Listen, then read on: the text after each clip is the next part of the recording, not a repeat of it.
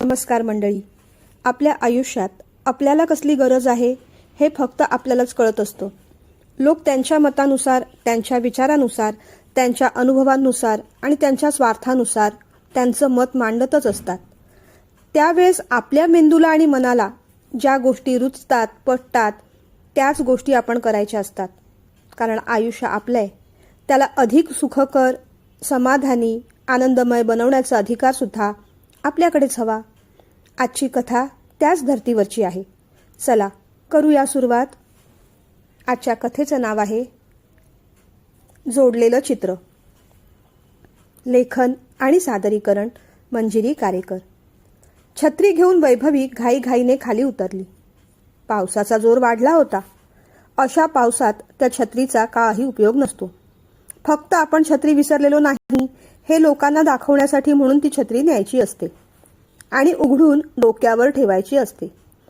नाहीतर आडवा तिडवा पाऊस, वारा आपल्याला ओलं चिंब करून टाकत असतो. तिने आपली ओढणी सावरून घेतली. या पाऊस वाऱ्याचा त्रास कमी की काय म्हणून रिक्षावाले, चारचाकी वाहनं त्या जमलेल्या पावसाच्या पाण्यात गाड्या एवढ्या जोराने नेतील की सगळा चिखल तोंडापर्यंत उडलाच पाहिजे आणि चिखलाच्या त्या सुनामीत आपण बरबटलेच पाहिजे. शी बाबा, किती हा चिखल आणि किती हा पाऊस. वैतागत वैतागत ती मंदिराच्या कॉर्नरपर्यंत पोहोचली. घड्याळात पाहिलं, 1:30 वाजून गेला होता. अजून स्कूल बस कशी आली नाही? 1:20 पर्यंत स्कूल बस यायला हवी होती. का आपल्यालाच उशीर झालाय? छे छे, पण आपल्याला जरी उशीर झाला असता तरी राहुल तिथे थांबलाच असता की. म्हणजे स्कूल बस अजून आलेली नाही. विचाराने तिला जरा बरं वाटलं. बरोबर आहे, ट्रॅफिक लागलं असणार. एवढा पाऊस आहे, मुलांना रेनकोट चढवा, त्यांना पालकांच्या हातात द्या, सगळं करेपर्यंत वेळ जातोच. सगळ्यात शेवटी उतरणारा तो आपला राहुलच. खरं तर पुढच्या वर्षीपासून मंदिरापासून घरपर्यंत त्याने एकट्याने यायला तशी हरकत नव्हती. पण हे वर्ष तरी त्याला आपण तिथपर्यंत आणायला आणि पोचवायला जाऊया असं तिने ठरवलं होतं. बाकी काही नाही, मध्ये मोठं क्रॉसिंग लागतं. गाड्या कशाही वेगाने धावतात. मुलांचं लक्ष असतं नसतं म्हणून तिला भीती वाटायची. मुख्य म्हणजे गेल्या वर्षी याच क्रॉसिंगला तिच्या मिस्टरांचा, सुधीरचा अपघात झाला होता. मागून येणाऱ्या 4 व्हीलरने धक्का मारला. सुधीरची स्कूटर जोरात आदळली. हेल्मेट असून सुद्धा रक्तस्राव झाला. त्यातच प्राण गेला. आणि आता तो धक्का आयुष्यभर तिला पचवायचा होता. आणखीन 4-5 मिनिटं ती वाट पाहत राहिली. नंतर मात्र स्कूल बस आली. आता पावसाचा जोर जरा उतरला होता. राहुलने कसा बसा रेनकोट चढवला आणि तो बसच्या पायऱ्या उतरून खाली येऊ लागला. राहुलला पाहूनच वैभवीला आनंद झाला. आज साहेबांसाठी स्वीटकॉर्न सूप आणि आप्पे करून ठेवले होते. त्याने उतरल्या उतरल्याच हाक मारली, आई. ती पटकन जवळ झाली. त्याचं दप्तर घेतलं. नेहमीप्रमाणे राहुल मागे वळला. बसवाल्या काकांना आणि सहाय्यक काकांना, जे मुलांना उतरवतात, त्यांना बाय केलं. त्या दोघांनी सुद्धा बाय राहुल असं म्हटलं. गाडी सुरू करणार तेवढ्यात वैभवीचं लक्ष खिडकीकडे गेलं. तिला विहा दिसली. ती रडत होती. खिडकीतून बाहेर राहुल आणि वैभवीकडेच पाहत होती. गाडी सुरू करणार तेवढ्यात वैभवी म्हणाली, दादा थांबा जरा, विहा कशी मागे राहिली? तिने काळजीने विचारलं. अहो ताई, तिची आजी येते पण आज आलीच नाही. आम्ही फोन देखील केला, फोन उचलला नाही. तिच्या बाबांना सुद्धा कळवलं पण त्यांनीही फोन उचलला नाही. आता पुन्हा एकदा बस तिथून वळवणार. तिची आजी आली असेल तर ठीक, नाहीतर मग तिला सोसायटीच्या आतमध्ये सोडून येणार. त्या काकांनी माहिती दिली. वैभवीला जरा वाईटच वाटलं. दादा, चालणार असेल तर मी विहाला माझ्या घरी घेऊन जाऊ का? मी ओळखते तिला, तिची आई माझी मैत्रीणच होती. बोलता बोलताच वैभवीच्या डोळ्यात पाणी आलं. चालेल, तसं एकदा फोन करून पाहतो म्हणून त्यांनी आजीला फोन लावला, बाबांना फोन लावला. दोघांपैकी कुणीही फोन उचलला नाही. मग शेवटी विहाला विचारलं, विहा, तू या मावशींबरोबर जाणार आहेस का? विहाने वैभवीकडे पाहिलं. चल बेटा, पाऊस कमी झाला की मी घरी सोडून येईन तुला, वैभवी म्हणाली. ती चटकन उठली. रेनकोट चढवायचा प्रयत्न करू लागली. वैभवीने तिला अलगद उचलून घेतलं. रेनकोट चढवायला मदत केली. आधी तिचे डोळे पुसले. एका हाताला राहुल, एका हाताला वैभवीला धरलं आणि ती घरी आली. आज आजी आली नाही, तिने विचारलं. तिने मानेनेच नाही असं सांगितलं आणि पुन्हा रडायला सुरुवात केली. बरं बरं, रडू नकोस, आपण फोन करूया, काळजी करू नकोस. घरी आल्यानंतर दोन्ही मुलांनी हातपाय धुतले. तिने दोघांना जेवण वाढलं. नको मावशी, विहा नको नकोस म्हणत होती, पण वैभवीने आग्रह केला. मग मात्र ती पोटभर जेवली. ती जेवत असतानाच विहाच्या बाबांचा वैभवीच्या मोबाईलवर फोन आला. हॅलो, राहुलच्या आई बोलताय का आपण? त्यांनी विचारलं. हो, आपण कोण? विहाचे बाबा असतील याचा तिला अंदाज आला होता. त्यांनी स्पष्टपणे सांगितलं, मी निखिल, विहाचा बाबा बोलतोय. विहा तुमच्याकडेच आहे ना? रडत नाही आहे ना फार? त्यांनी काळजीने विचारलं. अहो नाही, जेवतेय ती. बोलायचंय का तिच्याशी? बोला हं, म्हणत तिने फोन विहाला दिला. बाबा, आजी आलीच नाही, मग मला या मावशी इथे घेऊन आली, ती म्हणाली. मग तिचे बाबा काहीतरी बोलले असतील. विहा जरा घाबरलीच. आता मी काय करू मग, असा प्रश्न तिने विचारला. बरं, असं म्हणत तिने फोन वैभवीच्या हातात दिला. बाबांना तुमच्याशी बोलायचंय, असं म्हणाली. वैभवीने पुन्हा फोन घेतला. हॅलो म्हटलं. सॉरी, आज जरा गोंधळ झाला. नेहमी आई कॉर्नरपर्यंत आणायला येते, पण आज तिलाच गरगरल्यासारखं वाटत होतं. ती मला फोन पण करत होती, पण मी मीटिंगमध्ये होतो. तिला अजूनही बरं नाहीच आहे. विहा तुमच्याकडे आहे हे मला बसवाल्या काकांनी कळवलं. मी ऑफिसमधून लवकर निघायचा प्रयत्न करतोय, पण ट्रॅफिक वगैरे पकडून यायला मला 1.5-2 तास होणारच. तोपर्यंत विहाला तुमच्याकडेच ठेवाल का? वैभवी शांतपणे हसली. हे पहा, अजिबात काळजीच करू नका. तुम्ही तुमच्या वेळेवर आलात तरी चालेल, काही हरकत नाही. विहाच्या आजीलाही तसं कळवा. माझ्याकडे ती आनंदाने राहील. खूप वेळेस विहाच्या बाबांनी थँक्यू म्हटलं आणि फोन ठेवून दिला. जेवण झालं आणि मग विहा आणि राहुल थोडा वेळ खेळले. दोघांनाही झोप येऊ लागली. आई, आता गोष्ट सांग.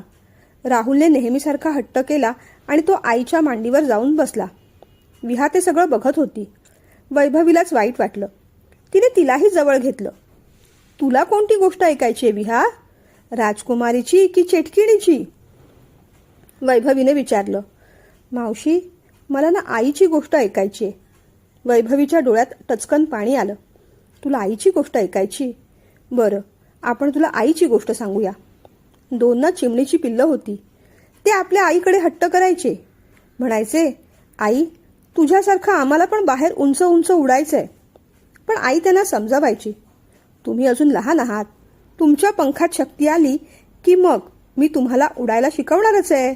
आणि मग गोष्ट चालू राहिली. गोष्ट ऐकता ऐकता दोघं झोपून गेले. गाढ झोपले. वैभवीने दोघांच्या डोक्यावरून हात फिरवला. विहाबद्दल तिला फार फार वाईट वाटत होतं. गेली 3 वर्ष विहाची आई स्वप्ना कॅन्सरशी झटत होती. स्वप्नाची आणि वैभवीची ओळख योगा क्लासमध्ये झाली होती. दोघींची मैत्री झाली. त्याचं कारण असं झालं की विहा सुद्धा राहुलच्या शाळेत होती, पण 3 वर्षांनी लहान होती. पण काही दिवसातच स्वप्नाचं शाळेत येणं जाणं बंद झालं. तिला कॅन्सर डिटेक्ट झाला. वैभवी तिला भेटायला एकदा गेली होती, पण त्यानंतर मात्र वैभवीच्याच आयुष्यात मोठं वादळ आलं. तिचे मिस्टर गेले. विहाच्या बाबांनी दुसरं लग्न काही केलं नाही. त्यांची आई गावाहून इथे राहायला आली. विहाच्या आजीला सुद्धा इथे आवडत नसे. त्यांना गावीच बरं वाटायचं. मग विहाची आजी कधी गावी गेली की तिची दुसरी आजी म्हणजे आईची आई इथे येऊन राहायची. अशी सगळी ॲडजस्टमेंट रडत खडत चालली होती. सिंगल पेरेंटिंग सोपं नसतं, पण त्याहून कठीण असतं दुसरा विवाह. एकदा मोडलेला संसार दुसऱ्यांदा मांडायचा, तोही दुसऱ्या व्यक्तीबरोबर, त्याच्या इच्छा अपेक्षा पूर्ण करत किंवा मग आपल्या इच्छा अपेक्षा त्याच्याकडून पूर्ण व्हाव्या अशी मागणी करत. बरं, संसार 2 व्यक्तींचा नसतो, घरातल्या लोकांचा पण त्यात सहभाग असतो. लग्न करून जाणाऱ्या मुलीला जास्त त्रास होत असतो. तिला नवीन लोकांशी ॲडजस्ट करायचं असतं. आणि म्हणूनच वैभवीने सुद्धा दुसऱ्या लग्नाचा विचार मनातून कधीच काढून टाकला होता. माझ्या राहुलला काही त्रास होता कामा नये. त्याला कोणी परकेपणाची वागणूक दिली तर तिला सहन होणार नव्हतं. तो तिच्या काळजाचा तुकडा होता आणि आता तर विषय अधिक नाजूक झाला होता. सुधीरच्या जाण्याने जणू त्यांच्या सुखी संसाराचं चित्र मधोमध फाटलं होतं. संध्याकाळी राहुल आणि विहा उठले. वैभवीने दोघांना केक आणि बोनविटा दिला. तेवढ्यातच विहाचे बाबा आले. बाबांना पाहून विहाला अर्थातच आनंद झाला. ती त्यांना जाऊन बिलगली. त्यांनी सुद्धा तिला अगदी घट्ट हृदयाशी धरलं. बाबा, मी किती घाबरले. मला न्यायला कुणीच आलं नाही ना? ती म्हणाली. हो ग, जरा चुकलंच. आजीला बरं नव्हतं. मी ऑफिसमध्ये होतो, मीटिंगमध्ये होतो, त्यामुळे फोन पाहिला नाही ग. सॉरी, बाबांनी म्हटलं. पण नशीब वैभवी मावशी तरी होत्या. त्या इथे घेऊन आल्या, नाहीतर मी कुठे गेले असते, तिने विचारलं. हो, खरंच मावशी होत्या म्हणून बरं झालं. पण काळजीचं कारण नाही बेटा. बसवाल्या काकांना सोसायटीमध्ये सोडायला मी सांगितलंच असतं, बाबांनी समजावलं.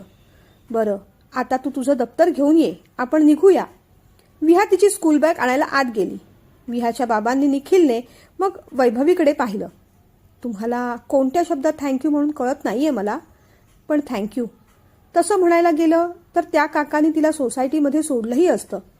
ती घरी आली असती. पण असं काही घडलं की मुलं एकदम दडपून जातात. आपलं कुणी नाही, आपली कुणाला काळजी नाही असं त्यांना वाटतं. आणि विहाला तसं वाटायला मला नको आहे, म्हणून सतत मी धडपडत असतो. बोलताना त्यांच्या चेहऱ्यावरची हतबलता स्पष्टपणे दिसत होती. वैभवीला ती अधिक गडदपणे जाणवली, कारण कुठेतरी तीच भावना तिच्याही मनात खोल खोल रुतलेली होती. तिचे मिस्टर गेल्यापासून बाहेर कुठे फिरणं झालं नव्हतं. फार फार तर ती राहुलला घेऊन गार्डनमध्ये जायची. राहुल म्हणायचा, माझ्या मित्रांचे आई बाबा गावी कुठे कुठे जातात, फिरायला जातात, आपण का जात नाही? त्या प्रश्नाचं वैभवी काय उत्तर देणार? दोघंच कुठे जाणार? आता तर आर्थिक चणचण पण भासू लागली होती. ती नोकरी करत नव्हती. शेअर मार्केटचं नॉलेज होतं, तेच काम सांभाळायची. मिस्टरांनी ठेवलेली थोडी जमापुंजी होती, त्यात कसाबसा घर खर्च चालायचा. स्वतःचं घर होतं, त्यामुळे ते एक टेन्शन नव्हतं. सासू सासरे दिरांकडे गावी राहत होते, ते कधीतरी मदत करायचे. सगळे चांगले होते, पण नशीबच तेवढं वाईट होतं. तुम्हाला विहाचा काही त्रास झाला नाही ना? त्यांनी नम्रपणे विचारलं. छे हो, त्रास कसला. मुलं छान खेळली, दमली, झोपून गेली. पण आता विहाच्या आजीची तब्येत कशी आहे? तिने विचारलं. आता ते घरी जाऊन पाहणार, मग तिला तिथून डॉक्टरांकडे नेणार. आज सगळा दिवस असाच गडबडीत जाणार माझा, ते हसत म्हणाले. तोपर्यंत विहा आपली बॅग घेऊन आली होती. पुन्हा एकदा थँक्यू म्हणून विहा आणि तिचे बाबा निघून गेले. त्यानंतर दुसऱ्या दिवसापासून विहा आणि राहुलची छान गट्टी जमली. दोघे खरं तर एका वर्गात नव्हते, पण येता जाता बसमध्ये बाजूबाजूला बसू लागले. गप्पा गोष्टी करू लागले. एकमेकांबरोबर छोटा मोठा खाऊ शेअर करू लागले. रक्षाबंधनला विहा राखी घेऊन गेली होती. त्यांना शाळेत राखी बनवायला शिकवलं होतं. मग तिने ती राखी ठेवून दिली, बसमध्ये राहुलला बांधली. त्याला पण आनंद झाला. त्यालाही बहीण नव्हती. काकांना मुलगी होती, पण ती लांब राहायची. अख्खा दिवसभर त्याने ती राखी मिळवली. आई, विहाने मला राखी बांधली ग, ती माझी बहीण आहे, तो म्हणाला. हो, पण मग तू तिला काही गिफ्ट दिलंस की नाही? आईने गमतीने विचारलं. नाही ग, काय देणार, माझ्याकडे काहीच नव्हतं, तो नाराजीने म्हणाला. आईने मग एक छान कंपास बॉक्स आणली आणि त्याच्या बॅगेत भरली. हत्तीची ती कंपास बॉक्स पाहून राहुलला पण आनंद झाला. ही विहाला दे, तिला आवडेल बघ, आई म्हणाली. कधी एकदा विहा बसमध्ये चढते असं राहुलला झालं होतं. विहाला सोडायला तिची आजी आली होती. विहा दिसल्याच राहुलने तिला हाक मारली. विहा, लवकर ये, तुझ्यासाठी मी खिडकीची सीट अडवून ठेवली आहे, राहुल म्हणाला. आले आले. आजीला बाय करून विहा बसमध्ये चढली. राहुलने तिला बसायला सीट दिली आणि मग आपली बॅग उघडली, कंपास बॉक्स काढली आणि तिच्या हातावर ठेवली. तिला आनंद झाला. घरी गेल्या गेल्या तिने आजीला आणि बाबांना ती छानशी कंपास बॉक्स दाखवली. अरे वा, किती सुंदर आहे, तिचे बाबा म्हणाले. पण आजीला मात्र ती गोष्ट आवडली नाही. विहा निघून गेल्यानंतर आजी म्हणाली, निखिल, त्या परक्या लोकांबरोबर असं संबंध वाढवणं मला बरं वाटत नाही. ती बाई कोण आहे, तो मुलगा कसा असेल, सगळं विहाला समजवायला हवं. त्यांच्याशी फार बोलत जाऊ नकोस. ऐकून निखिलला आश्चर्य वाटलं. आई, तू त्यांना कदाचित ओळखत नशील, पण त्या स्वप्नाची मैत्रीण आहे. फार घनिष्ठ संबंध नसले तरी ओळखीचे आहेत. आणि मुलांचं काय, ते एकमेकांबरोबर खेळणार. त्या दिवशी विहा त्यांच्याच घरी गेली होती. दोघे छान खेळत होते. उगीच तसलं काहीतरी मनात आणू नकोस असं म्हणून निखिलने सुद्धा तो विषय सोडून दिला. काही दिवसांनी विहाची आजी गावी निघून गेली. राहुलचा वाढदिवस होता. आई, विहाला पण वाढदिवसाला बोलूया, त्याने विचारलं. हो, बोलवूया ना. शाळा सुटली की वाटल्यास तिला इथेच घरी घेऊन येऊ. पण सध्या तिला सोडायला आणि आणायला कोण रे येतं, काळजीने वैभवीने विचारलं. ती म्हणत होती तिच्या बाबांनी कामाला कुणीतरी मावशी ठेवल्या आहेत. त्या येतात, त्या तिला घरी सोडतात, जेवण गरम करून वाढतात आणि मग त्या त्यांच्या घरी निघून जातात. राहुलला माहीत होतं तेवढी त्याने माहिती दिली. अरे पण मग संध्याकाळपर्यंत विहा एकटीच राहते, तिने विचारलं. हो, एकटीच असते, तो म्हणाला. ऐकूनच वैभवीला कसं तरी झालं. आईशिवाय मुलांचं जीवन किती कठीण असतं. दुसऱ्या दिवशी राहुलने विहाला वाढदिवसाबद्दल सांगितलं. तिलाही आनंद झाला. तू तुझ्या बाबांना विचारून ठेव, तो म्हणाला. हो चालेल, विहाने बाबांना विचारलं.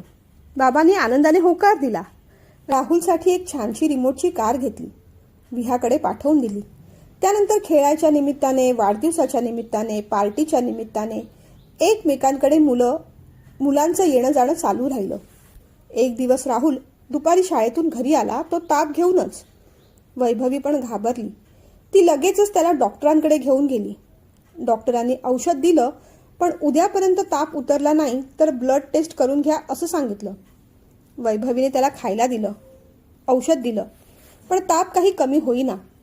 9:30-10 वाजता तर ताप आणखीन चढला. काय करावं तिला कळेना. दिरांना फोन करून सांगावं तर तेही जवळ नाहीत. आपलं माहेर लांब. शेजारी तसे बरे होते, पण तेही नेमके त्यांच्या नातेवाईकांकडे गेलेले. राहुलला घेऊन हॉस्पिटलला जावं का? एकटं कसं जाणार? ती घाबरली. शेवटी मग नाईलाजाने तिने विहाच्या बाबांना फोन करायचं ठरवलं. नमस्कार, राहुलची आई बोलतेय, ती म्हणाली. बोला ना, तुमचा नंबर सेव्ह करून ठेवला होता मी, तो म्हणाला. सॉरी, जरा रात्रीचा त्रास देते. एवढं बोलून ती थांबली. हो, मलाही तेच विचारायचं होतं. काही काळजीचं कारण आहे का, एवढ्या रात्री फोन केलात, त्याने विचारलं. राहुलला खूप ताप आलाय. फॅमिली डॉक्टरांकडून औषध आणलं होतं, पण ताप कमीच होत नाही हो. आता तर डॉक्टरसुद्धा निघून गेले. बहुतेक त्याला हॉस्पिटलमध्ये ॲडमिट करावं लागेल असं दिसतंय. पण खाली जाऊन ऑटोमध्ये बसण्याची सुद्धा त्याच्यात शक्ती नाही. आमचे शेजारी तसे बरे आहेत, पण आज नेमके तेही नाहीत. आणि काय करावं मला कळत नाही आहे. तिचा आवाज दाटला. ठीक आहे, एवढं काय घाबरायचं त्यात. मी गाडी घेऊन आलो, लगेच येतो. आपण जवळच्या हॉस्पिटलमध्ये ॲडमिट करून घेऊ. पुढे काही विचारायची त्यांनी संधीच दिली नाही. फोन ठेवला आणि सरळ विहाला घेऊन गाडीत बसून तो वैभवीच्या बिल्डिंगच्या खाली पोहोचला. खालून फोन केला. राहुलला घेऊन खाली यायला जमेल की मी वर येऊ, त्याने विचारलं. नाही, उचलून आणते मी, कारण तो डोळे उघडत नाही आहे. बोलतानाच तिला रडू फुटलं. राहुल, उठ ना राजा, कसं उचलू तुला मी. ती उठवणार तोपर्यंत निखिल वर पोहोचला. त्या दोघांना पाहताच वैभवीला रडू फुटलं. रडू नका, घाबरायचं काही कारण नाही. आम्ही आहोत ना. तुम्ही बाजू व्हा, मी राहुलला उचलतो. त्याने अलगदपणे राहुलला उचललं आणि गाडीत ठेवलं. चौघेही हॉस्पिटलमध्ये पोहोचले. डॉक्टरांनी ॲडमिट करून घेतलं, सलाईन लावलं आणि दुसऱ्या दिवशी तो अगदी फ्रेश पण झाला. डॉक्टरांनी दुसऱ्या दिवशी डिस्चार्ज पण देऊन टाकला. पण रात्र कशी गेली ते फक्त वैभवीलाच माहीत. रात्रभर निखिल आणि विहा तिथेच थांबले होते. विहा तर बाबांच्या मांडीवर तिथे झोपून गेली, पण निखिल मात्र रात्रभर जागून होता. तुम्ही उगीच एवढी तसदी घेतली. तरी मी म्हणत होते तुम्ही निघा म्हणून. विहाचे पण उगीच हाल झाले ना, ती म्हणाली. मग काय झालं, आता परिस्थितीच अशी आली होती, काय करणार. राहुलच्या जागी विहा असती तर मी हे केलंच असतं. मीच का, तुम्ही सुद्धा तिच्यासाठी हे केलं नसतं का, त्याने विचारल्यावर ती फक्त हसली. उगीच तुमचं ऑफिस पण बुडालं ना, तिने काळजीने विचारलं. नाही, बुडणार नाही, थोडं उशिराने जाईन. त्याने मग राहुलला घरी सोडलं. विहाची सुद्धा आज सुट्टीच झाली.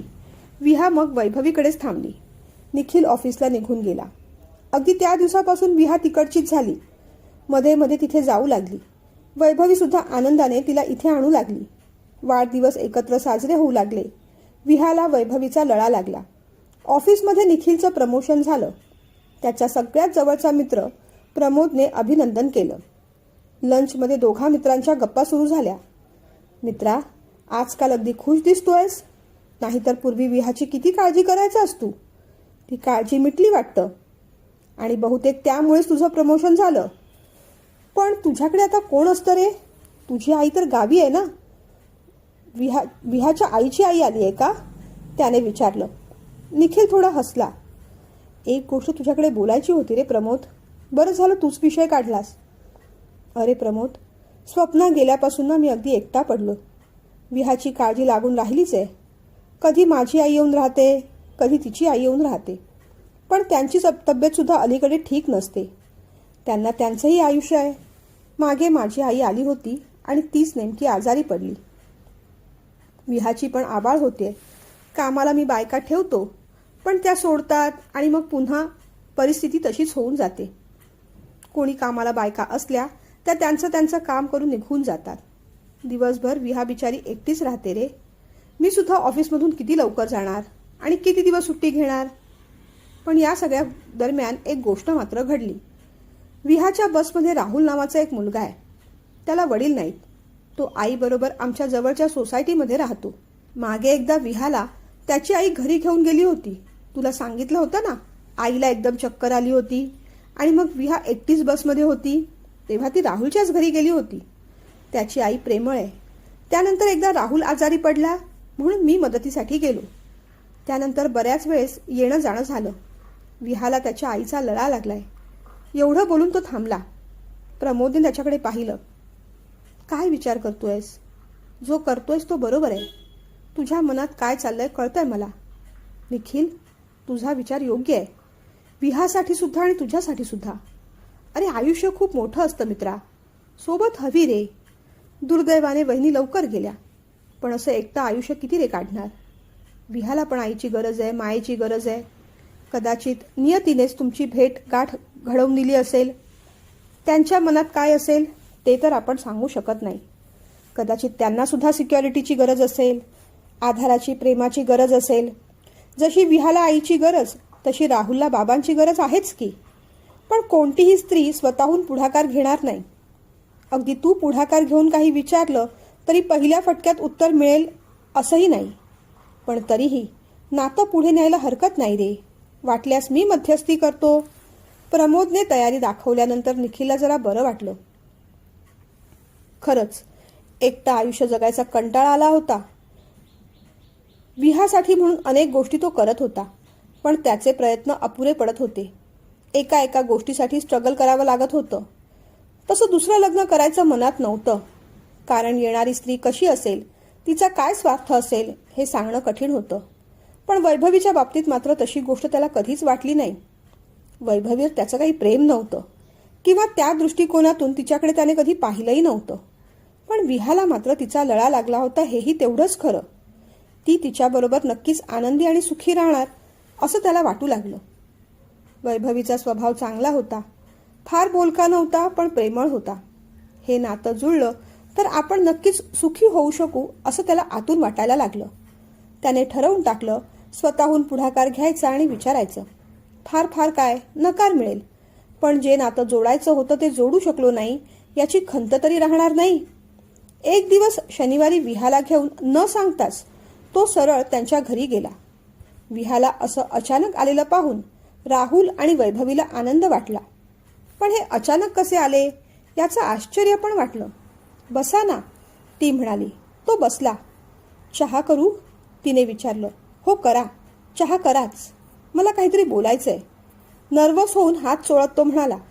तिलाही टेन्शन आलं. यांना आपल्याशी काय बोलायचं असेल? विहाचा काही प्रॉब्लेम की राहुलने काही केलं? त्या विचारातच ती आत गेली. त्याने शब्दांची जुळवाजुळव करून ठेवली. चहासोबतच चिवडा बिस्किटं वगैरे घेऊन ती बाहेर आली. मुलं मस्तपैकी गॅलरीत खेळत होते. विहा संबंधित काही आहे का, की राहुलने काही खोडी केली? तिने विचारलं. आपल्या सगळ्यांच्या संबंधित आहे. तो असं म्हणाल्यावर तिने वर पाहिलं. हे पहा, मला पार्श्वभूमी वगैरे तयार करता येत नाही हो. शब्दांची जुळवाजुळव करून योग्य शब्दात मांडणं पण मला शक्य नाही. मला अशा गोष्टी जमतच नाही. म्हणून स्पष्ट सांगतो, विहाला तुमच्याशिवाय अजिबात करमत नाही. विहा आणि राहुल दोघेही एकमेकांबरोबर चांगलं जुळवून घेत आहेत.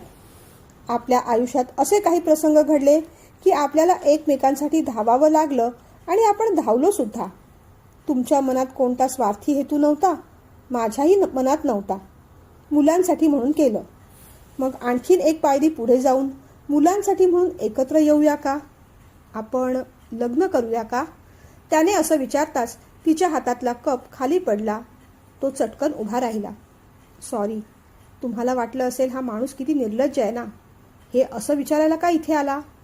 पण खरं सांगू, माझ्या वतीने एवढं स्पष्ट बोलणारं कुणी नाही. खोटं बोलणार नाही, पण विहाला तुमचा लळा लागलाय. ती सतत तुमच्याकडे जाऊया असा हट्ट करते. मला सुद्धा ऑकवर्ड होतं, पण इथे आल्यावर तुमच्याशी बोललो की मन हलकं होतं. आधारासाठी कुणीतरी आहे असं वाटत राहतं. मला सुद्धा खूप एकटं एकटं पडल्यासारखं वाटतंय. कदाचित हे बोललो म्हणून आपले नातेसंबंध खराब होतील, पण कृपया ते खराब होऊन देऊ नका. तुमचा निर्णय नाही असेल तसं सांगा. पुन्हा या विषयावर मी कधीच बोलणार नाही. विहाला सोडून जात जाईन, पण वर येणार नाही. पण प्लीज मनात माझ्याबद्दल कोणतेही गैरसमज ठेवू नका. मी फालतू माणूस नाही हो. माझ्या बायकोवर माझं प्रचंड प्रेम होतं आहे, पण आता खरंच एकटा पडलोय मी. बोलताना त्याचा आवाज दाटला. ती थोडी सावरली. तुमच्या भावना मी समजू शकते, पण अचानक आलेल्या या प्रश्नामुळे आणि प्रस्तावामुळे मी पण गोंधळले. तुमच्यापासून तरी काय लपलंय? या समाजात एकट्या स्त्रीला राहणं खरंच खूप कठीण असतं. ज्या राहू शकतात त्या खरंच महान.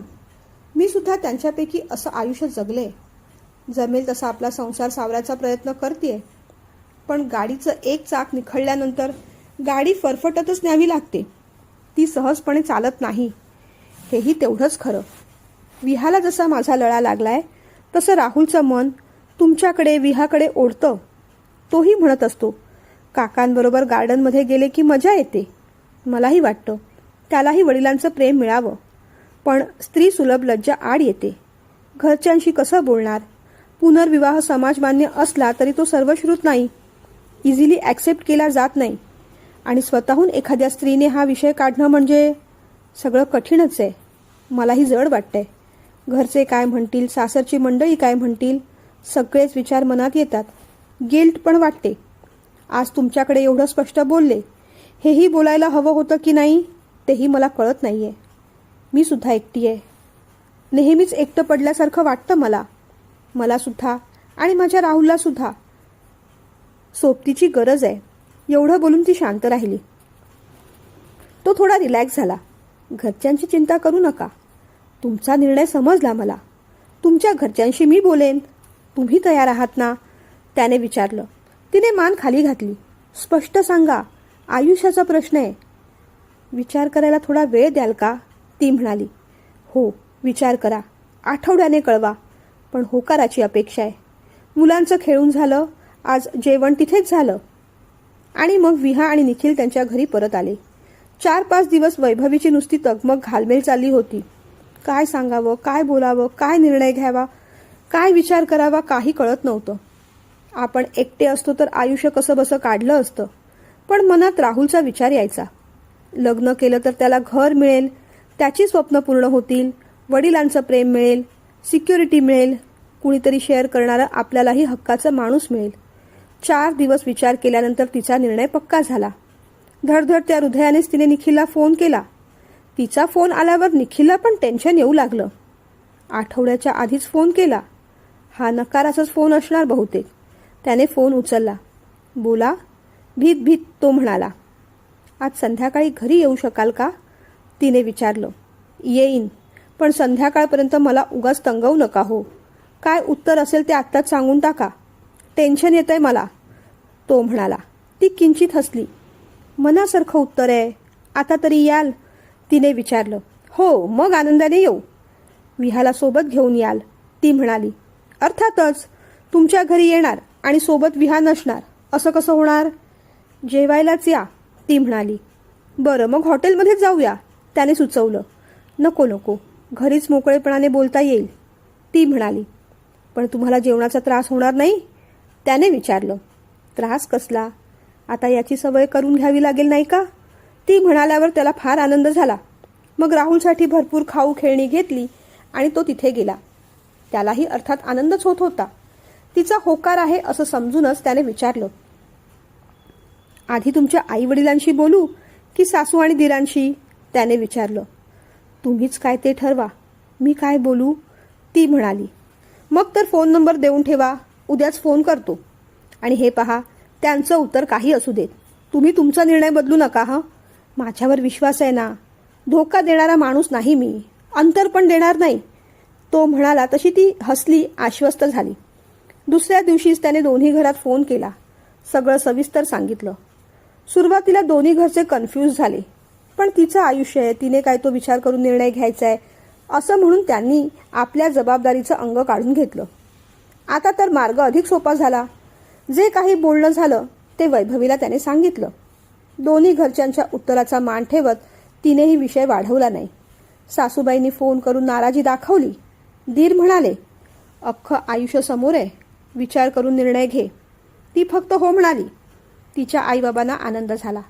आयुष्यभराची कुणाची तरी सोबत मिळाली, बरं वाटत होतं. पण नक्की ती व्यक्ती चांगली आहे ना याची खात्री करून घे असं त्याने सुचवलं. तिचे आई वडील निखिलला भेटून गेले. सगळं ओके वाटलं. त्यानंतर निखिलने आपल्या आईकडे आणि भावाकडे हा विषय काढला. आपल्या निर्णयाचं स्वागत होईल असं त्याला वाटलं होतं. भावाने विरोध दाखवला नाही, पण आईला मात्र ते तेवढं पसंत पडलं नाही. हे बघ निखिल, दुसरं लग्न कर असं मीच तुझ्या मागे लागले होते, पण अशा स्त्रीबरोबर कर जी डिवोर्सी आहे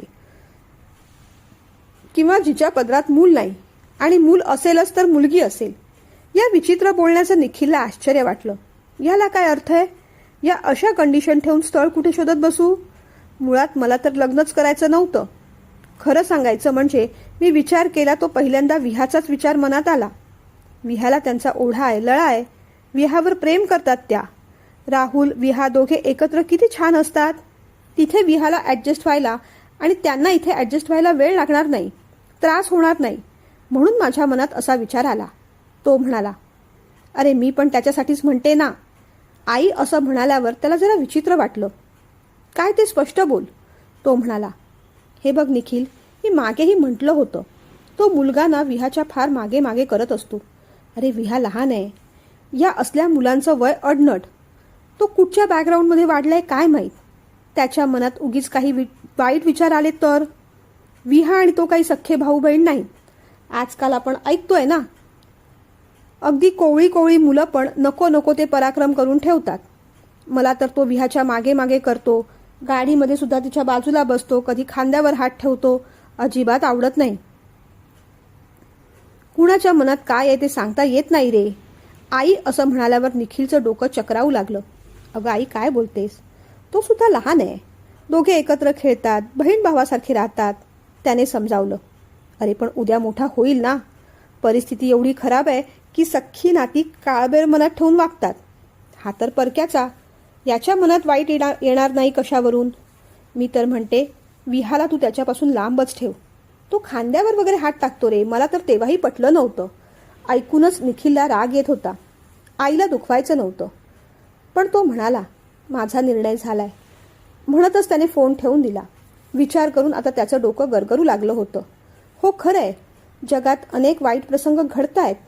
आजकाल लहान मुलं सुद्धा खूप वाईट वळणावर जात आहेत. पण वैभवी आणि राहुलला भेटण्याआधीच आईने असं मत मांडणं बरोबर नव्हतं. त्याला ते आवडलं नाही. राहुल किती निरागस आहे. वैभवीला हे कळलं तर तिला किती वाईट वाटेल.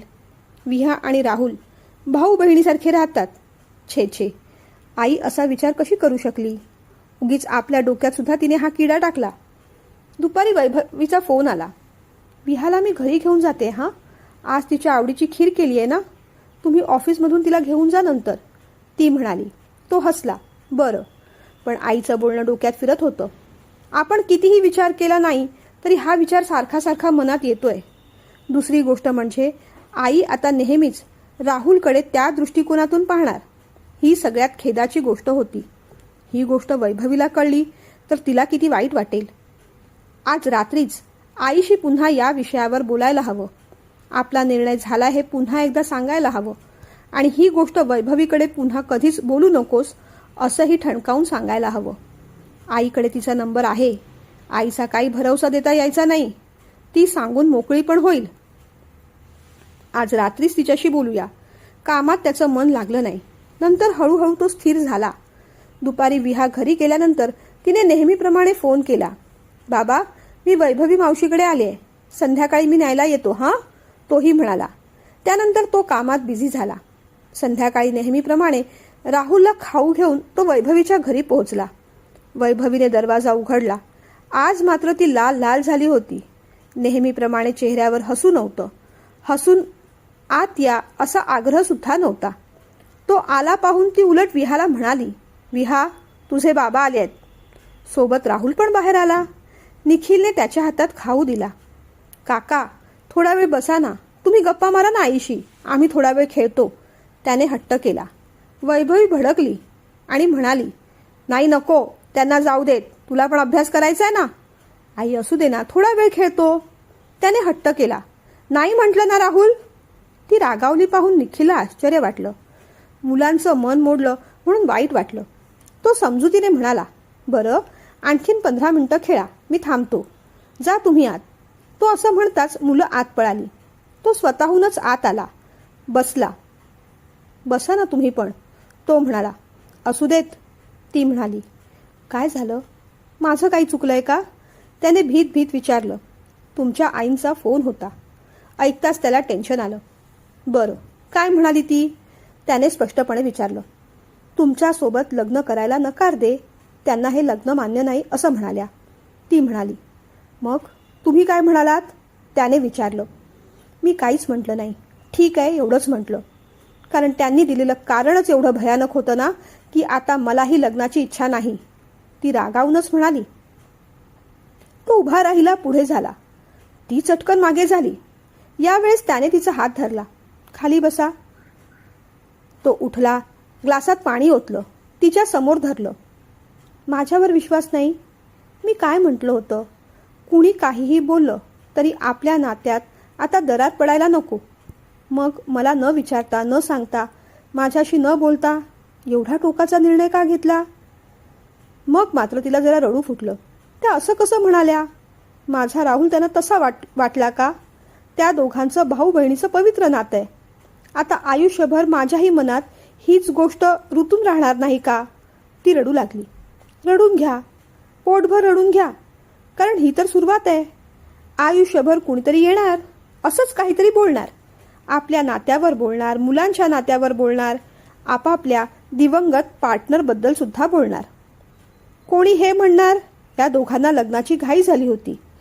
कोणी हे म्हणणार, या दोघांचं पहिल्यापासूनच होतं. फक्त मुलांचं नाव घेत आहेत. कोणी माझ्या चारित्र्यावर संशय घेणार, कोणी तुमच्या कॅरेक्टरवर शिंतोडे उडवणार. घरातल्यांपासून सुरुवात झाली एवढंच. जग दुनिया अशीच असते. सगळीकडेच काटे दगड आहेत. पण म्हणून चालणं सोडायचं का? तसं करता येत नाही ना. मग काय करायचं? आपण आपल्या विश्वासाची चप्पल पायात चढवायची. म्हणजे मग ते काटे बोचणार नाहीत आपल्याला. तो म्हणाला. पण तरीही नको आता. ती म्हणाली. बरं, मग काय करूया तुम्ही सांगा.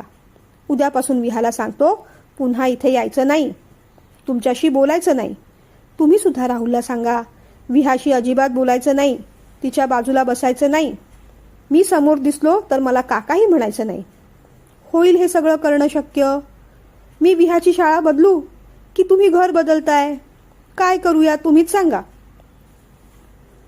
आपला आनंद पाहायचा, मुलांचा आनंद पाहायचा की लोकांच्या निरर्थक बोलण्याकडे लक्ष द्यायचं? सांगा, तुम्हीच सांगा. तुम्ही रडताय, मला वाईट वाटतंय. तुम्ही जो निर्णय घ्याल तो मी ॲक्सेप्ट करणार. पण मला पुढे जायचंय. तरी तुम्ही सांगा, काय करूया? तोडूया नातं? झेपेल आता आपल्या सगळ्यांना हे? त्याने असं विचारल्यावर तिला अधिकच रडू कोसळलं. तोडायचं म्हटलं या विचारानेच रडू येते. मग कसं तोडणार? ऐका माझं, शांत व्हा. माझ्यावर विश्वास नाही का? वाईट माणूस नाही मी. मी कधीच अंतर देणार नाही. पहिल्यांदाही म्हटलंय आणि आत्ताही म्हणतोय. तुम्हाला सुद्धा आणि राहुलला सुद्धा. तुम्ही माझेच आहात. अहो पण तुमच्या आई फार मनाला लागेल असं बोलल्या ना. ती म्हणाली. आई नेमकं काय म्हणाली मला सांगाल का? त्याने विचारलं. राहुल विहाच्या मागे मागे करतो. त्यांना आवडत नाही. ते काही सख्खे भाऊ बहीण नाहीत. उद्या कुणाच्या मनात काय येईल सांगता यायचं नाही. राहुल मोठा होणार, विहाच्याबद्दल त्याच्या मनात काही वाईट आलं तर काय? मी त्यांना समजवायचा प्रयत्न केला. त्या दोघांचं नातं भाऊ बहिणीचं आहे. माझा राहुल तसा नाही. पण त्या म्हणाल्या, तरीही ते सख्खे भाऊ बहीण नाहीतच. कुणावर कसे संस्कार असतात काय माहीत, आणि कसं ओळखायचं? मग शेवटी मला त्या म्हणाल्या, तुला लग्न करायची एवढीच इच्छा असेल तर मग तू तुझ्या मुलाला हॉस्टेलमध्ये ठेव. कसं आता पुढे मी काय बोलू? राहुल माझ्या काळजाचा तुकडा आहे. त्याच्यासाठी म्हणून मी लग्नाला तयार झाले आणि त्यालाच दूर ठेवू? नाही नाही, त्याच्यापेक्षा मला लग्न नको, साथ सोबत नको, काही नको. मला माझा राहुल पाहिजे. बोलून ती अधिक रडू लागली. पण मला हवी आहे ना तुमची सोबत. मला साथ सोबत हवी आहे. तुम्ही हवे आहात, राहुल हवा आहे. आपल्या म्हातारपणीचा तोच आधार असणार आहे. तुम्हाला विहा नको आहे का? असं त्याने विचारल्यावर ती किंचित हसली. काय झालंय, आपल्या चौघांचं आयुष्य 4 वेगवेगळे तुकडे आहेत, पण एकमेकांच्या खाचात ते अगदी बरोबर बसत आहेत आणि एका सुंदर फॅमिलीचं चित्र तयार होतंय. उगीच कोण काय बोलतंय या विचाराने ते चित्र आपणच फाडून टाकायचं का? त्या चित्राचा अर्धा भाग माझ्याकडे आणि विहाकडे आहे. उरलेला अर्धा भाग तुमच्याकडे आणि राहुलकडे. चित्र जोडलं तर फ्रेम तयार होईल. जोडलं नाही तर फाटलेला अर्धा मुर्धा कागद आपल्या हातात राहील. जोडायचं की नाही आता तुम्हाला ठरवायचंय. आपण आपल्या प्रेमाची, विश्वासाची इतकी सुंदर लकीर त्या भेगेवर उमटवू की तो केव्हा फाटलेला कागद होता आणि 2 फाटलेल्या कागदांना एकत्र जोडलंय असं बघणाऱ्यांना वाटणारच नाही. त्या फाटलेल्या कागदाचं जोडलेलं चित्र मला तरी पाहायचंय. तुम्ही सांगा काय करूया? चित्र जोडूया की फाटलेले कागद आयुष्यभर तसेच हातात पकडून राहूया? तो बोलू लागला तशी ती शांत झाली. बोला, शांत राहू नका, नाहीतर हे मी उठतो आणि निघतो कसा? तो गमतीने म्हणाल्यावर ती हसली. ते फाटलेले कागद तरी आपल्या हातात आहेत कुठे? आपल्या मुलांनी ते कधीच पळवले आणि त्याचं चित्र जोडून सुद्धा टाकलंय. असं म्हणतच तिने मागे पाहिलं. राहुलला खेळताना डोक्याला टेबल लागला होता आणि विहा त्याचं डोकं चोळून त्यावर फुंकर घालत होती. जोडलेल्या चित्रावर आणि त्याच्या भेगेवर प्रेमाचे, विश्वासाचे रंग अलगद भरले गेले होते.